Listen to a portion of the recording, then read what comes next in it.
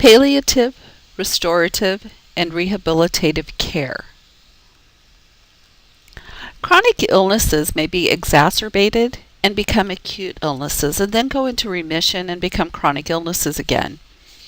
When we look at chronic illnesses and aging, most people will have a chronic illness by 50 years of age, such as arthritis or hypertension, diabetes mellitus, or obesity, with sinusitis being the most common chronic illness for any age. Older adults are currently more healthy in today's world than in previous decades. There's two different models we look at for chronic illness. We have the trajectory model, which views chronic illness from a life course perspective and as an integral part of lives, and not as a single event. And the shifting perspectives model, which views living with chronic illness as an ongoing and focuses on the emotional, spiritual, and social aspects of life. Pain can be masked by depression or medications. Analgesic medications increase the risk for falls or delirium in the older adult. Acute versus persistent pain. Acute is usually episodic and temporary. Persistent pain is the most common type of pain late in life. It's usually musculoskeletal, but can also involve neuralgias from diabetes, peripheral vascular disease, herpes zoster, stroke, or chemotherapy. Pain in older adults with cognitive impairments is consistently untreated or undertreated. Signs of pain can include agitation, aggression, increased confusion, or passivity. Palliative care is care that focuses on comfort rather than on the cure, the prevention, relief, reduction, or soothing of symptoms of the disease or disorders through the entire course of an illness. It includes care of the dying and bereavement follow-up for family, focusing on the quality of life left rather than on the quantity of life left. The client in this instance does not want additional treatment, and at this point hospice care is an option. Palliative care provides interventions for people who face chronic life-threatening illnesses or who are at the end of life, and these people will have a palliative focus. Palliative care comprises much of what is done in gerontological nursing and can be the heart of caring. The primary goal of palliative care is to help the clients and the families achieve the best possible quality of life. It's especially important in advanced or chronic illnesses. It can be appropriate for clients of any age, any diagnosis, any time, and any setting. Excuse me. Clients with complex, serious illnesses may benefit from palliative care even while seeking treatment for their disease. Now, hospice care is a part of palliative care. However, palliative care is much more than just hospice. Hospice care is the final phase of palliative care. It's designed for clients who no longer benefit from any medical treatments and who will likely not live more than 6 months or longer, or who are actively dying. Hospice refers to a more formalized structure from which a significant amount of the palliative care in the U.S. is delivered. Hospice care provides medical, nursing, nursing assistant, chaplain, social work, and volunteer support 24 hours a day under Medicare guidelines. It's the final phase, again, of palliative care.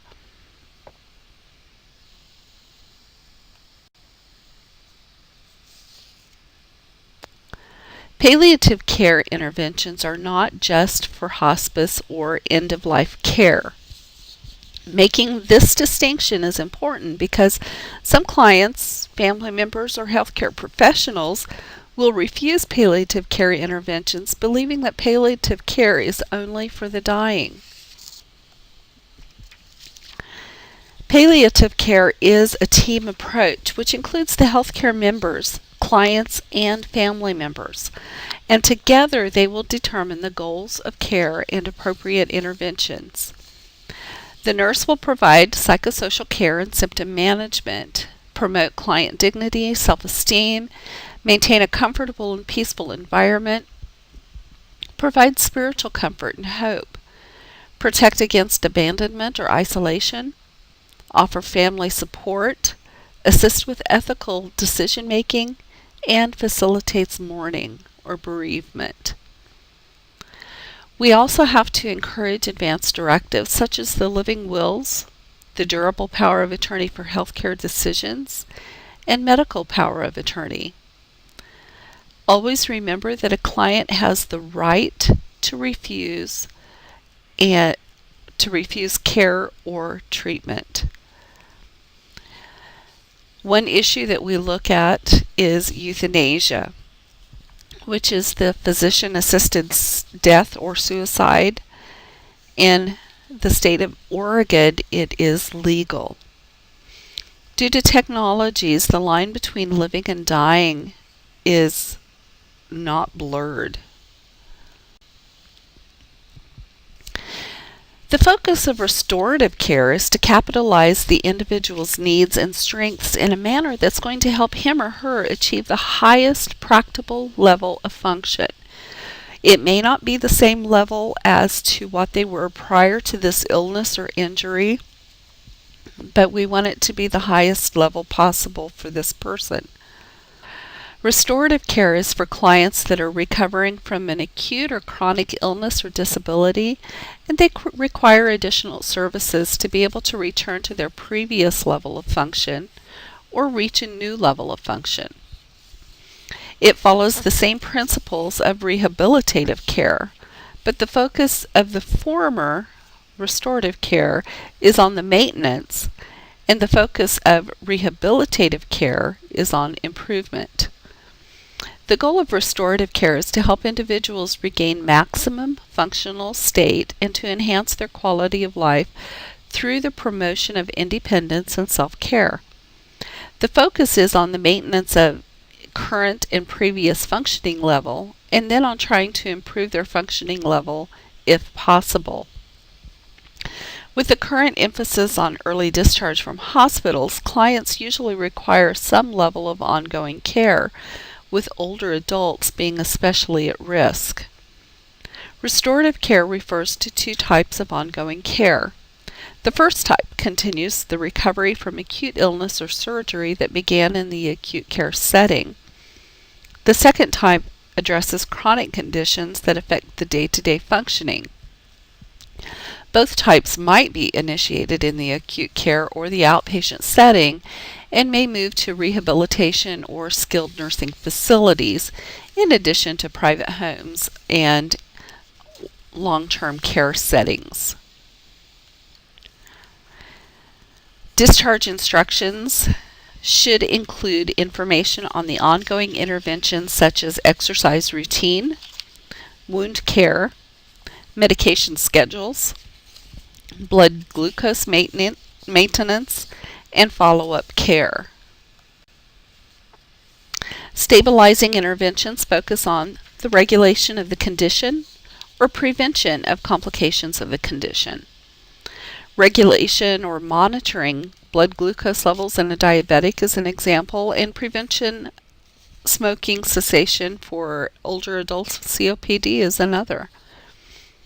Promoting maximum health interventions would be nurse-directed programs in long-term care to improve ambulation, reverse urinary incontinence, and reduce confusion. And promoting independence interventions address the physical ability, cognitive ability, and safety of the client. We look at the hearing impaired, making sure their hearing aids are working and they're in the ear, or providing adaptive equipment when they need to feed themselves, etc. So what are some interventions to improve ambulation? Well, encourage them to walk to the dining room or allow them to ambulate with assistance whenever the client prefers, or ambulating the client a certain number of times during the day. Interventions to reverse urinary incontinence would be scheduling a toileting episode every couple of hours. Ways to reduce confusion would be reorientation or establishing a daily routine that does not vary. When looking at ADLs, we look at hygiene, grooming, feeding, and toileting, and identify causative factors or assess the degree of disability, assist in correction of the situation, possible community referrals, and family assistance. With mobility, we identify the causative factors and then promote safe independence, in-home evaluation, and ramps, etc. Fall risks, we look at lighting, making sure the floor is dry, the walkways are dry, remove clutter, remove scatter rugs, encourage the wearing of non-skid shoes, the use of assistive devices or railings, for example.